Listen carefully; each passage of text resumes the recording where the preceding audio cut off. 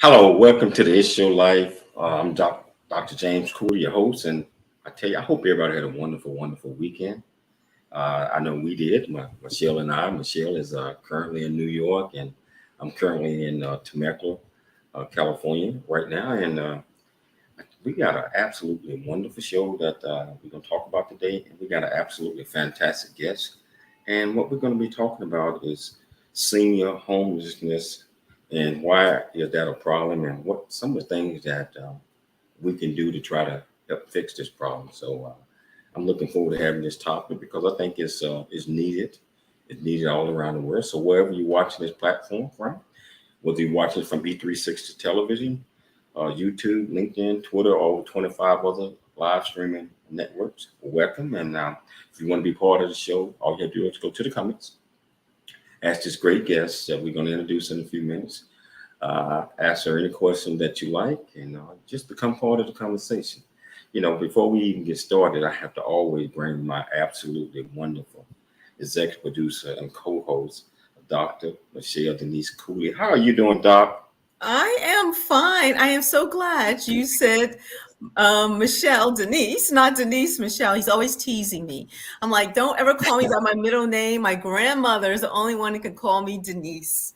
But I'm doing great. Like you said, I'm in New York, in Queens, just hanging out with my mom for a week. It's been a really good time.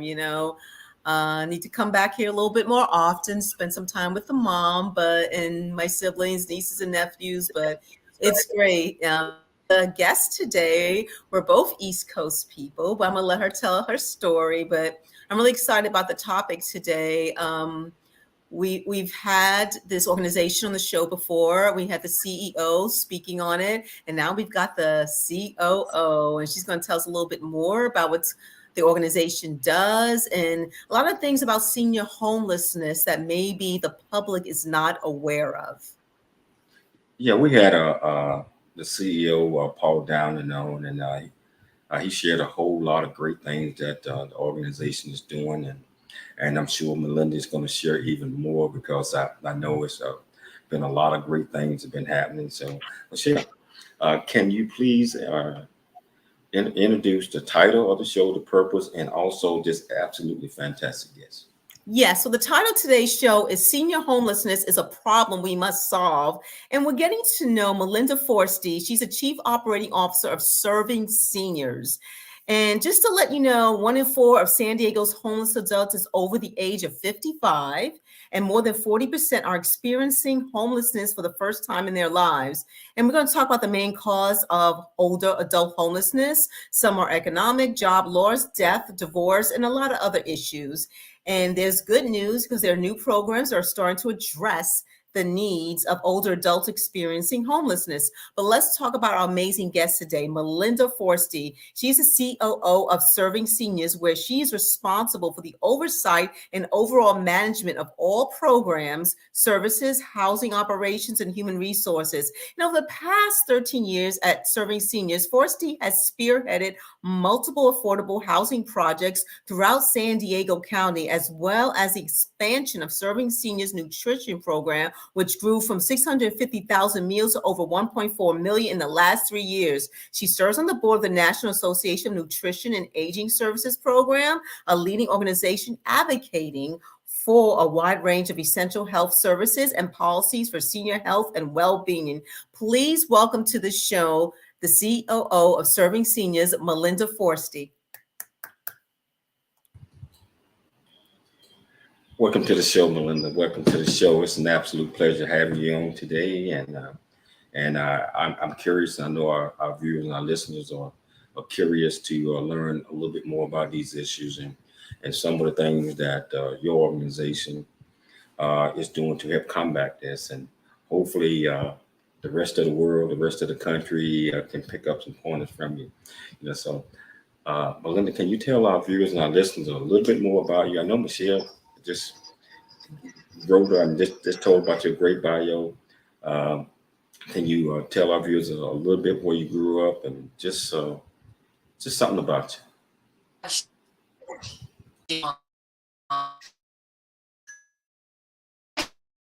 First job back in Massachusetts was actually working as a waitress in a retirement home. So, at the age of 14, that's really where I felt the first connection to older adults. And then, throughout my life, I've always worked in the nonprofit sector. So, had worked with unhoused individuals in college, had spent mental health and fundraising. And then when I moved to San Diego in 2009, serving all of the box things I was passionate about in terms of working with older adults who are living in poverty, their focus on housing and homelessness, and also their focus on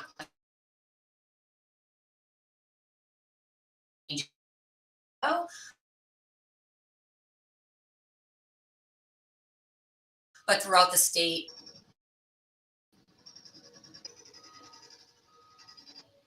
Wow. So I think first chance we get, Melinda, you might need to log off and log back on because your the volume, everything was breaking up, meaning that's a bad connection. But that's okay. So how long have you been working with serving seniors? Yeah, so I've been with serving seniors since 2009, so over 13 years. And And can you tell us?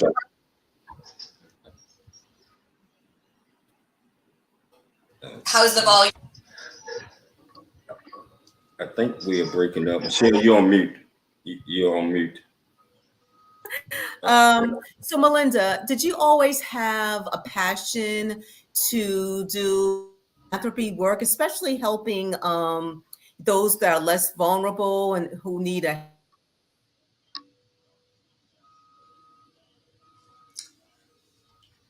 Yeah, I've always had a passion.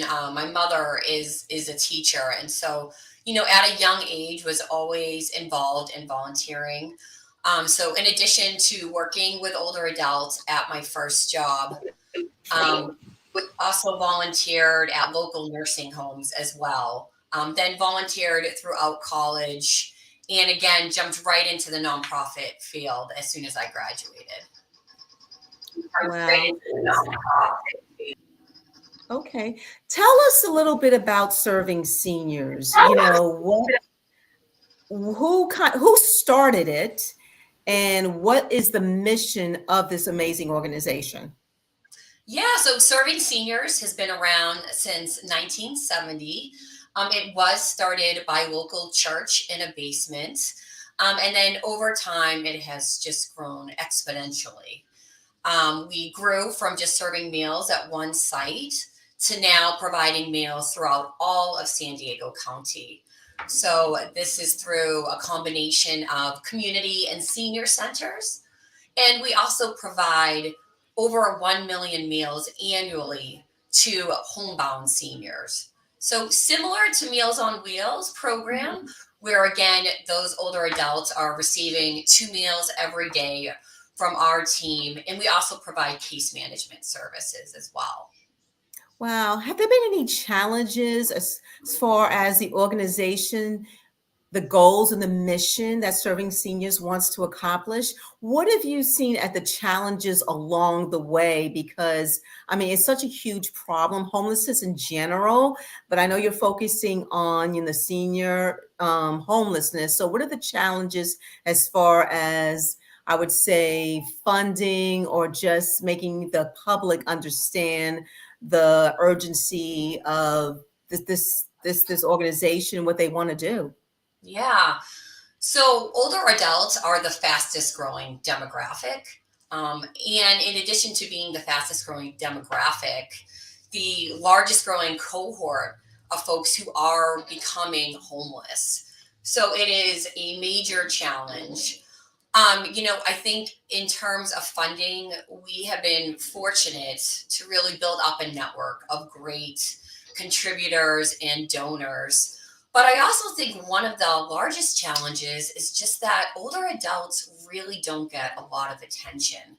If you look at philanthropy nationwide, only 2% of foundations are currently focused on the needs of older adults. And Wow. No, I'm sorry. Go ahead and finish. I'm just thinking out loud. Yeah, sure. Well, so also in addition to that, so back in 2020, we were reading all of the local community plans that were addressing housing and homelessness. And in the city's plan, older adults and seniors were not mentioned once. And so that was when Serving Seniors really decided to take the initiative and do our own needs assessment to get a better understanding of the needs of older adults who are either currently experiencing homelessness or are on the brink of becoming homeless. Well, older adults, I'm thinking sometimes, okay, it's the misconception you believe is that, okay, older adults, seniors, they have families out there, whether they have children that can take them in, or maybe, take them to an assisted living facility. So what has been, I would say, the findings of senior homelessness as far as them having families or children out there who might want to take them in or don't take them in? Can you kind of address that? Yeah, especially for the clients we serve, most of them do live alone and have very little familial support. So if you look back even 20 or 30 years, there really was a lot more familial support. There were a lot more people that had pensions. And one of the major findings of our needs assessment was that the number one reason by far that older adults fell into homelessness was economic or catastrophic. So this could be the loss of a job, the loss of a spouse, or it could be a medical illness where folks who had been housed for years all of a sudden found themselves with tens of thousands of dollars of medical bills. And before they knew it, they were unable to pay their rent and were out on the streets. Wow. Mm-hmm. Older adults and anybody who's homeless, is a vulnerable adult. Let's just put it that way. But do you find, in your opinion, older adults who are experiencing homelessness, they are an easier prey for, crime on the street? What are your thoughts and opinions about that? Yes, that was another finding in our study. So the majority of older adults we surveyed actually avoided going into the shelter system. And this was for a variety of reasons. To your point, many of them had been victims of theft. Some had experienced verbal abuse. Some had been physically assaulted, not just in the shelters, but on the streets. And in addition to that, a lot of the shelters are not age friendly. So you may have some seniors sleeping in top bunks. There may not be enough space to accommodate medical devices. So there's a lot more the system needs to do to address the needs of older adults experiencing homelessness. Wow. So, Gail Faulkner, she had a comment. She goes, "This should concern all of us. We are all going to be old enough to be considered seniors someday." And I totally agree with that. I mean, we need to find a solution now. And, before we go to break, um, there's are so many misconceptions about seniors and homelessness in general. Can you kind of discuss some of the misconceptions, like mental illness, addiction, or they don't want to work, or etc.? Can you address those? Yeah. So in our needs assessments, only 27% of the older adults surveyed shared that they did have a mental illness, and only 7% shared that they had substance abuse challenges. I think what is also really important to highlight is there's a misconception that a lot of people move to San Diego and to California to become homeless. And that is absolutely not the case. 88% of the older adults in our study became homeless while living in San Diego. And often it's just as simple as having increased rent on a fixed income. And again, we are seeing more and more seniors coming to us who have worked their whole lives, who have been stably housed, And just with the recent increases, even in just the last couple of years, they're finding themselves unable to pay their rent and in a situation they never thought they would be in before. Wow. Well, thank you for that. We're going to get ready to turn to a commercial break right now. I'm going to hand it over to Dr. Cooley. Dr. Cooley, you're on mute. We were having technical difficulties, but I hope that our viewers and audience was able to get most of the gist. We're going to take a station break, but we're going to come back and we're going to continue to discuss this great topic. It's Your Life. I'm Dr. James J.C. Cooley. We'll be back shortly after the break.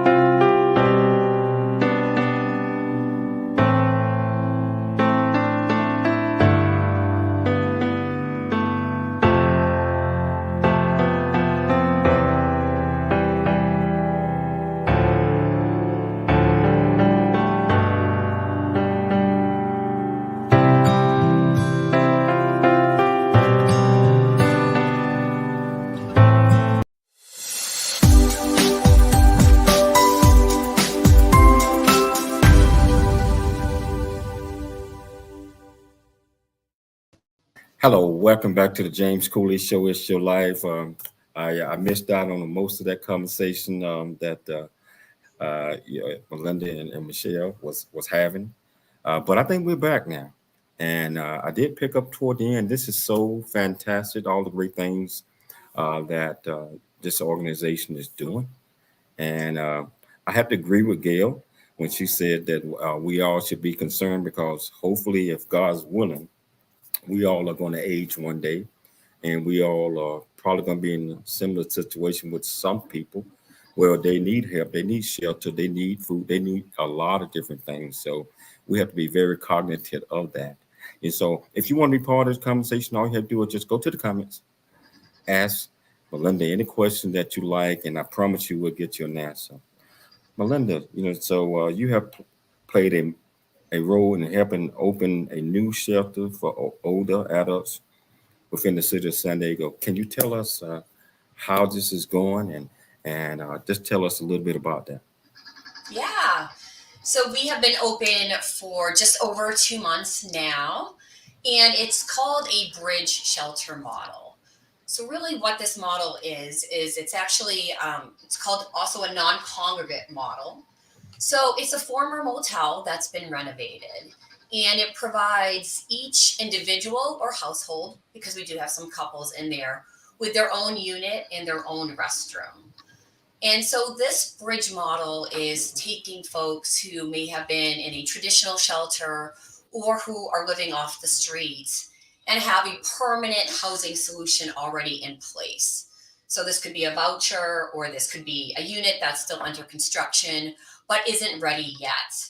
So this is acting as a bridge to get them into a safe place And also to really help them to adapt living in a structured environment, particularly for individuals who, again, may have been living on the streets for years.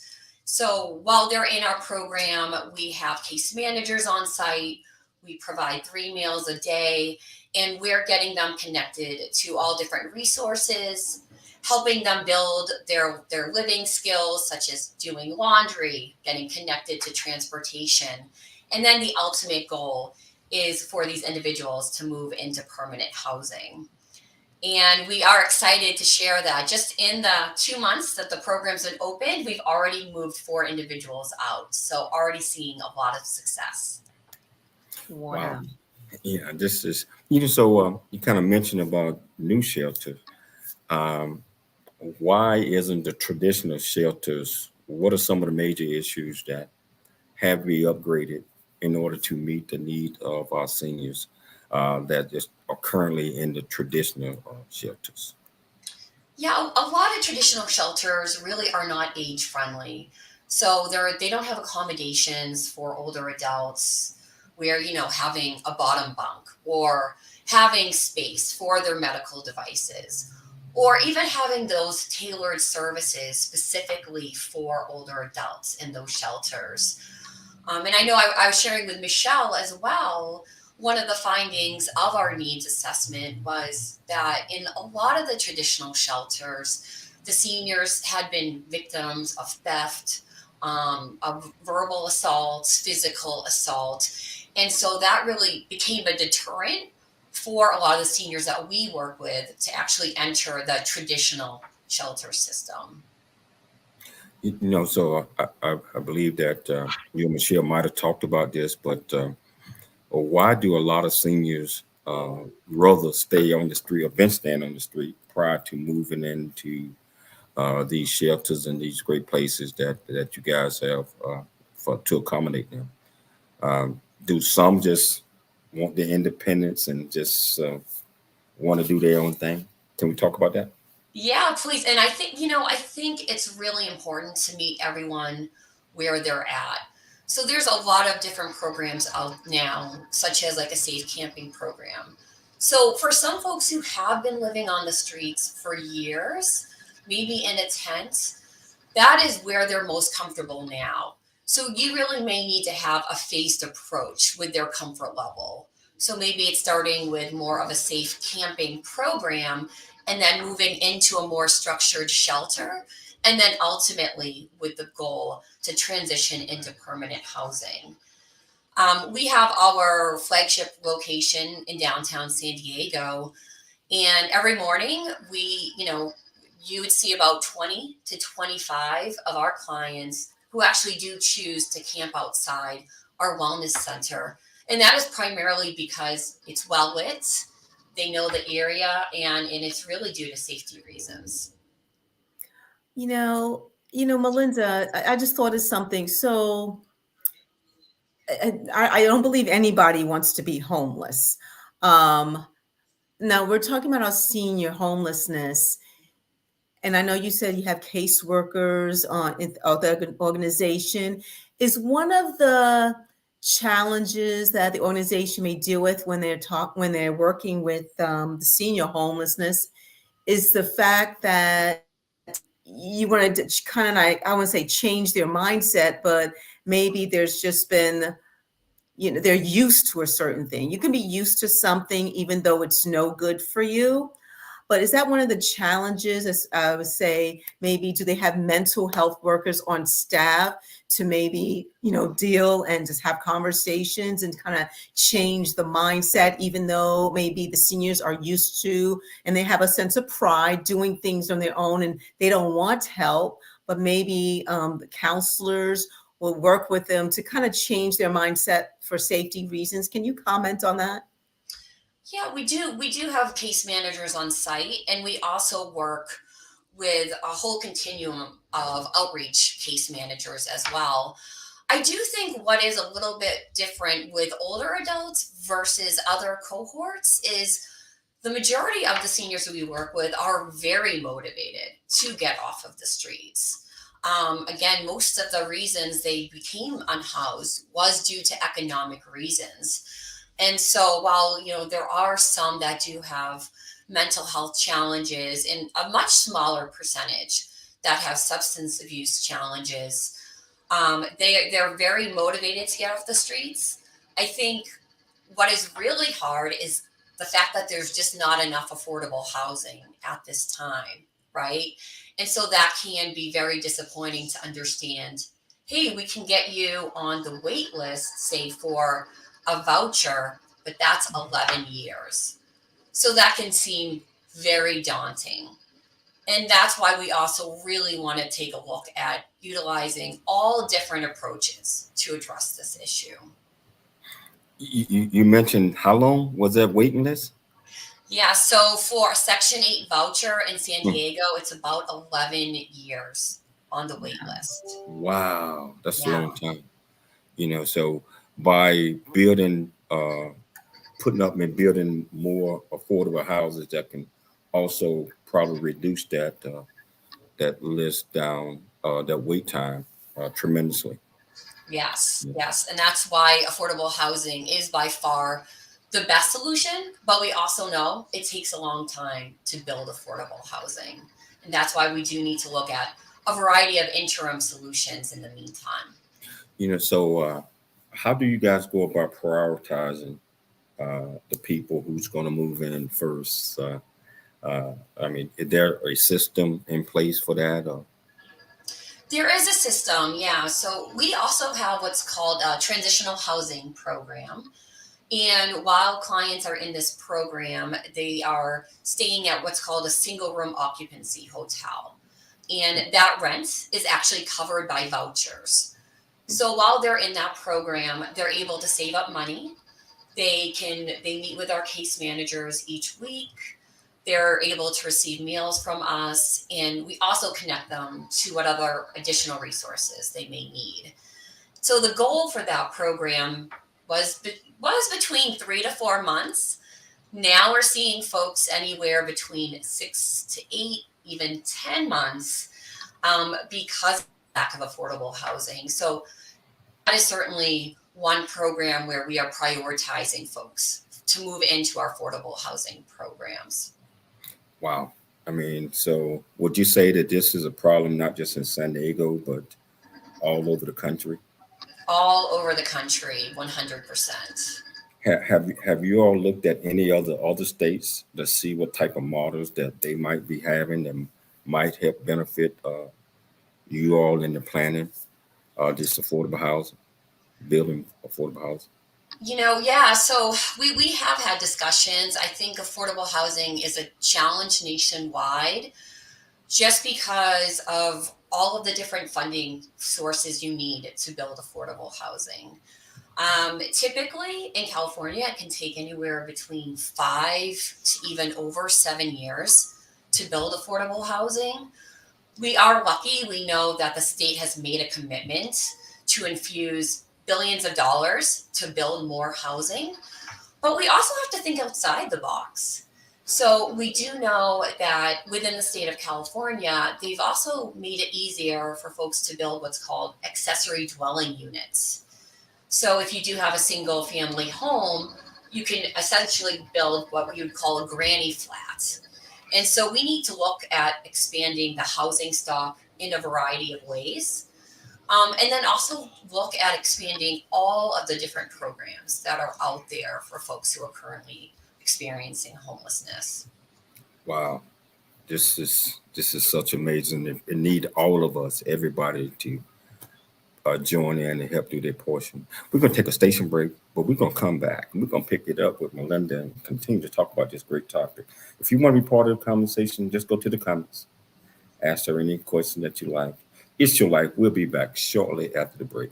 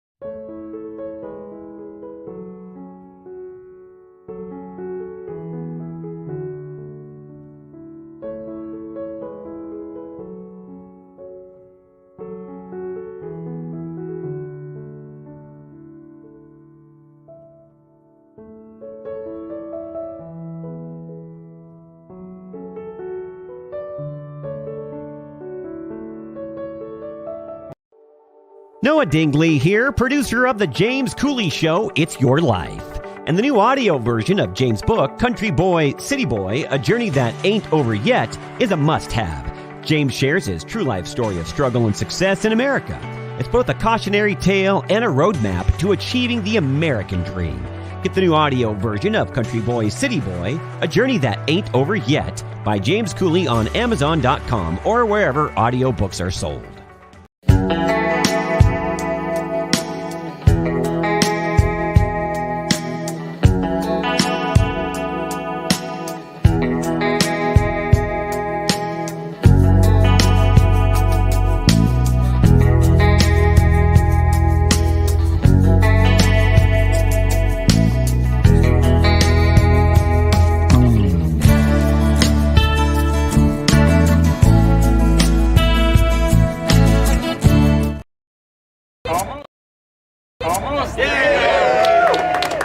Now more than ever, it's crucial that the county takes significant steps to preserve and create affordable housing opportunities throughout the region. With an investment from the Innovative Housing Trust Fund, the County of San Diego is happy to be able to help make this development a success. I see people sleeping in storefronts, along the freeway, in tent encampments, all over the place. It breaks my heart. And it particularly breaks my heart when we see that many of those tents are occupied by senior citizens and by families with young children. And so you understand why coming here today is just so inspiring and exciting and wonderful, because what we're doing today is solving homelessness for nearly 200 San Diego families. We've got to continue to come together to find great solutions, and this project is really a testament to the heights that we can reach when we come together to address our region's most pressing issues. Me and my family, we get a new start. I am still able to be here in City Heights, which is where I was raised. And another thing is that it's very close to the YMCA, which I love. And I'm practically there almost every day for studying, hanging out, or to even just work out. So it's just amazing to be in this new place.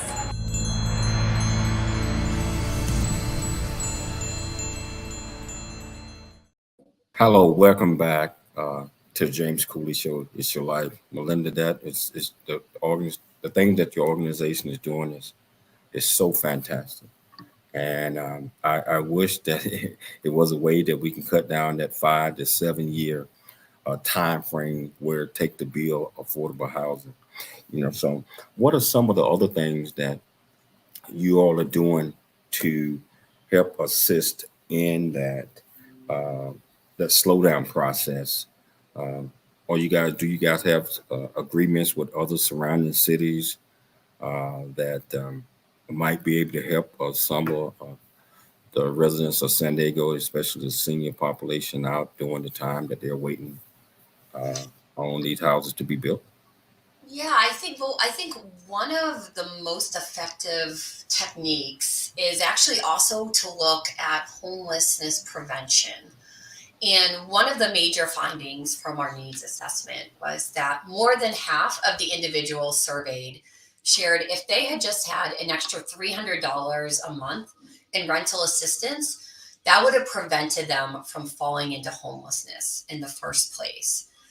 And so we have had many meetings with elected officials at all levels of government and are really happy to share that the city of San Diego did launch a shallow rental subsidy program for older adults.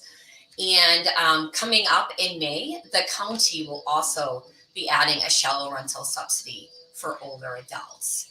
And really the key with this is, again, prevention, right? Because we know it takes so long to build this affordable housing, and we need to also stay focused on making sure those that are currently housed are able to stay housed.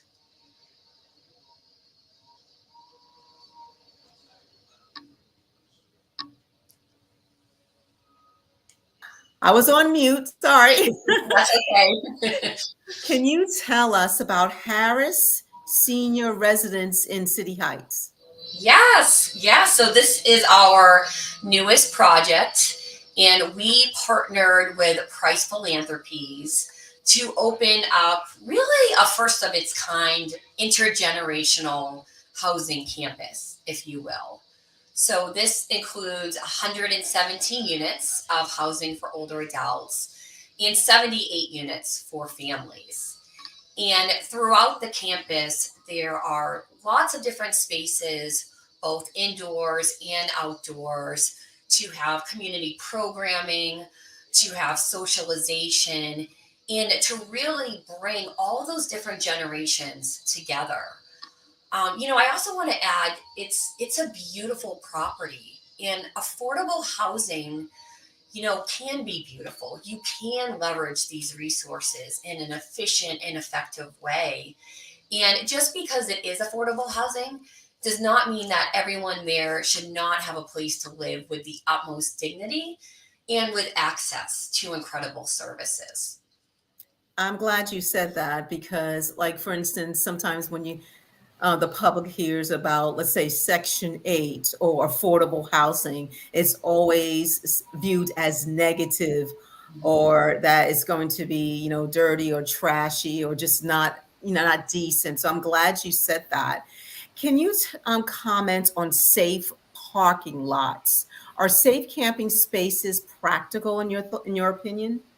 Yes, I absolutely think they are practical. If you drive through downtown San Diego, you'll see hundreds and maybe even at this point, thousands of tents. And we do know having safe camping where you have a designated location, but you also have security, you have case management, you have wraparound services, that this provides a safe place for all of those individuals and also connects them to the services that they need. We know that there's great examples of this in Denver, where they've had incredible success, to the point now where those communities where they've instituted those programs are very welcoming towards it. And again, the last point in time count in San Diego, there were 8,000 folks experiencing homelessness. So we really need to look at all of these different solutions. Wow. It's I want to go back a little bit because I want to show this film about how some of the things how homelessness is growing in San Diego, and just give our viewers a better understanding of exactly what we're talking about. And then we're going to take a station break and come back and talk about it. But I want to do this first. Here we go. Senior citizen Connie McCreath knows the pain of becoming homeless. She had been living out of a U-Haul van in Spring Valley since last August. I have an income, but circumstances with economy, I can't afford the permanent roof over my head. Now she's in a transitional shelter downtown, run by the nonprofit serving seniors, awaiting permanent housing. She says many people recently falling into homelessness are like her, not drug addicts, but impacted by serious health conditions and unable to afford rent in San Diego. And I know there's many like me are very grateful and appreciative. And some say, oh, you still don't have a permanent place. From where I've been to this, all of my basic needs met. Early Thursday morning, 1,600 volunteers at over 37 deployment sites throughout the county helped to put a number on San Diego's growing homeless population. While final numbers will take months to tally, the early results of the point-in-time count, which were collected in real time on a mobile app, showed the issue is getting worse. During a press conference with local officials, the numbers climbed by the hundreds. The majority of the people that we spoke to out on the street this morning said that they do want help. They want shelter. They want housing. It was inspiring to hear the degree to which they are willing to accept the services if we offer them those services. Serving Seniors President and CEO Paul Downey says the point-in-time count is far from perfect, and the true number of people experiencing homelessness in the county is likely much higher. It is a flawed system. We do the best we can to try to count every person who is unhoused in San Diego on a single day, but the undercount is probably 30 to 40% at least. He says the current state of homelessness is the worst he's seen in his 30 years working in the field. He says local leaders need to do more to speed up affordable housing projects, connect residents to a wide range of shelter options, and protect tenants on the brink of homelessness. So these are our friends and neighbors, and they became homeless here. They didn't move here because San Diego's a great place to be homeless. They became homeless here because something bad happened to them, primarily economically, to lead them into this spot that they're in now. On the same day as the point-in-time count, a homeless shelter opened at the Old Central Library in downtown. The 36-bed shelter will operate at night and exclusively serve women. Official numbers for this year's count will be released in the coming months, which will help determine the amount of federal funding for homelessness directed to the region. Jacob Ayer, KPBS News.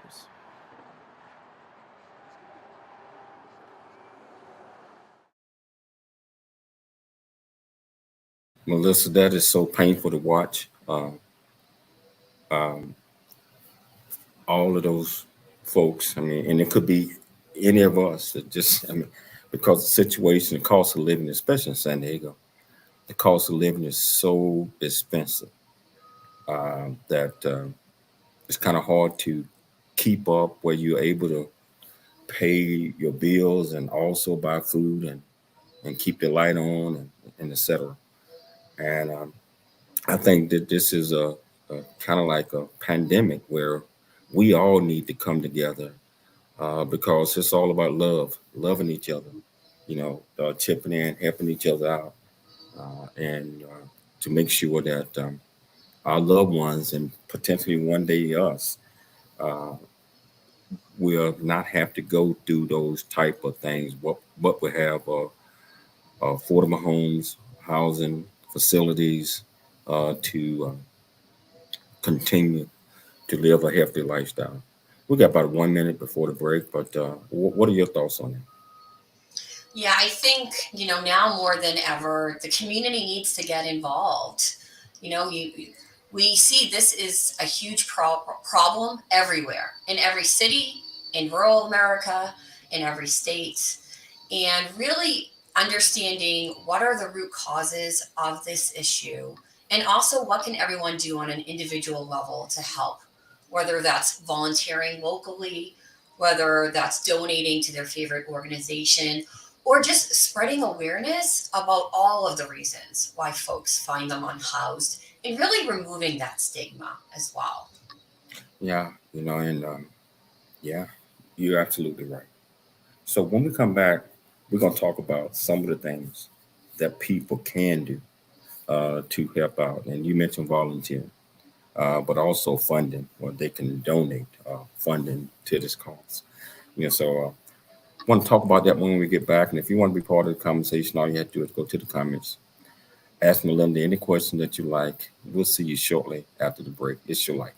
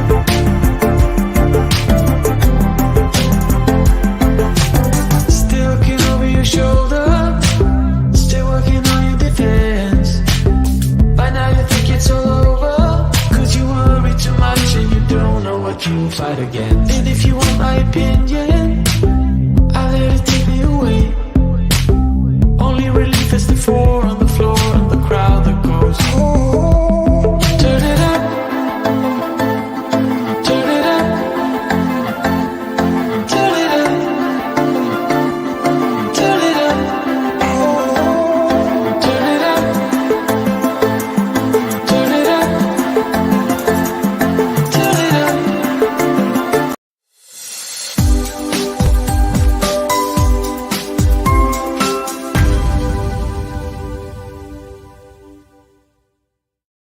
Welcome back to It's Your Life. I'm your host, Dr. James J.C. Cooley, with my fantastic guest, Melinda, here, and we're talking about some of the issues that seniors are having, and some of the things and some of the ways that we can help um, eliminate some of those problems.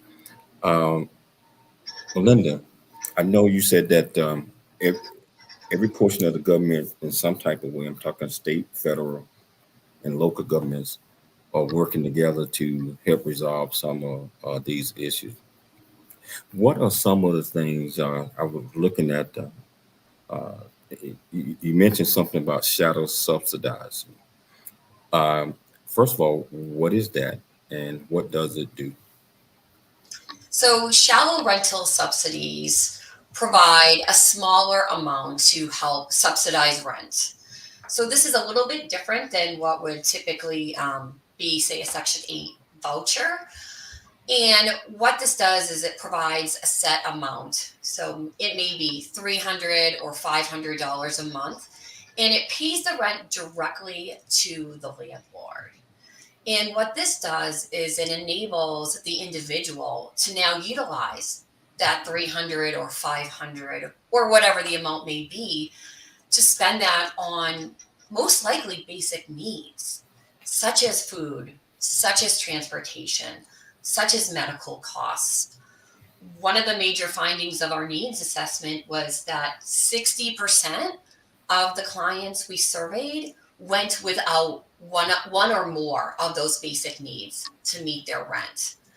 So even though it may not be optimal, again, that few $100s of rental assistance a month really does enable people to stay housed. And it also enables them to keep whatever additional benefits they may have, such as food stamps or Medicaid, because again, that subsidy is going directly to the landlord. Wow. Are there ways we can help older adults, I say, uh, get employment, stay employed, so that would help them out as well? Or is your program or any programs in the San Diego area doing anything like that? One of our findings was that many of the older adults we serve are interested in employment. You know, times have changed and the digital divide is real. And so instead of 20 years ago looking through the paper and the help wanted section, it is a little bit more challenging for individuals now.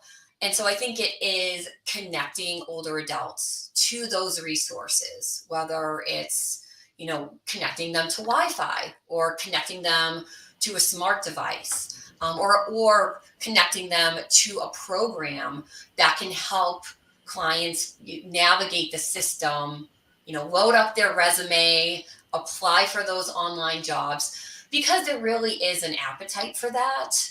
And I would say there are programs out there, but that does continue to be a gap in the system. Melinda, San Diego, LA, just all the states across the country, they have a huge homeless problem. In your opinion, do you believe that, I understand, tourism, boosts the economy and, in all the states, but do you believe that a lot of states who are experiencing homelessness, they know it exists, but maybe the focus of what's important as far as helping those less fortunate is more towards building tourism and building just areas of entertainment, let's say, instead of just maybe shifting those funds to the issue of homelessness. I just want to hear your thoughts on that. Yeah, I think there really does need to be a priority as you're looking at any new development, that it is tied to some affordable housing piece to it. We do know here in San Diego, there's several initiatives to expand, arenas or tourist areas. But really, there is a commitment at the local level to make sure that there is affordable housing attached to that, So I do think that's a model that other states can utilize. And quite frankly, too, if you are trying to expand tourism and you're seeing all these unhoused individuals, it can also be counterproductive. So again, we really need to do all of the above. We really need to work to get these humans who are on our streets into a dignified solution and ultimately into housing.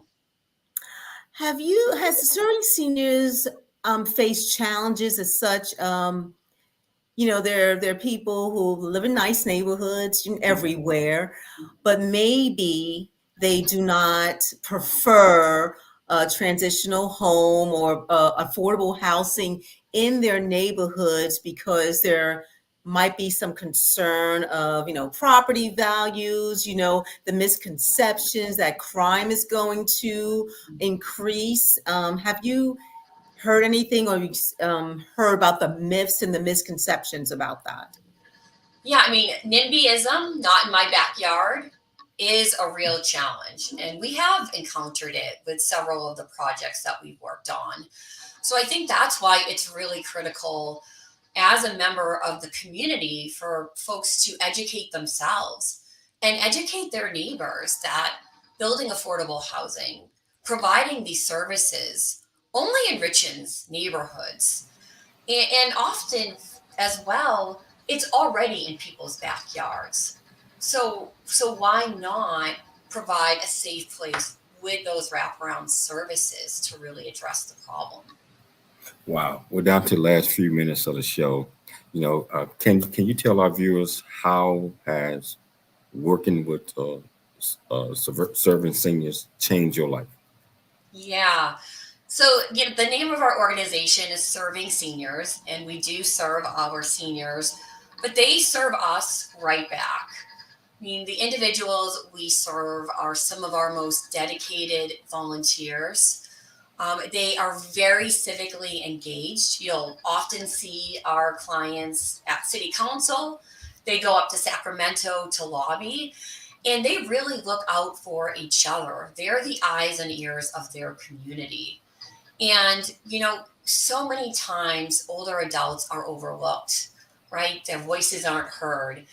And they have so much wisdom, so much life experience, and they really want to continue to have that purpose that I think it's absolutely critical that we continue to raise their voices and continue to shine a light on older adult issues. Wow. So can you tell our viewers and listeners real quickly, how can they go about helping and donate, volunteering, etc.? Yeah, so I would welcome everyone to go to our website, servingseniors.org. You can learn all about the work that we're doing. We have lots of volunteer opportunities, ways to donate. And in addition to that, too, again, I think it's continuing to be an active, civically minded member of your community, whether that's in San Diego or wherever you may be, and really make yourself educated on these issues and engaged as legislation comes up and as these projects come up to continue to support these initiatives. Wow. I want to thank you for taking the time to come on the James Cooley Show. It's Your Life. We got to thank Gail. Gail always hook us up with absolutely fantastic guests. So thank you. We'd love to have you all on again in the near future. I like to thank Dr. Michelle Cooley for putting together another fantastic show. But most importantly, I'd like to thank our viewers and our listeners for tuning in to the James Cooley Show. It's Your Life. We got a whole lot of great guests coming this week. So I want everybody to always dream big, think big, and be big at everything you do. We'll be back tomorrow, same time, same place. It's Your Life. See you tomorrow.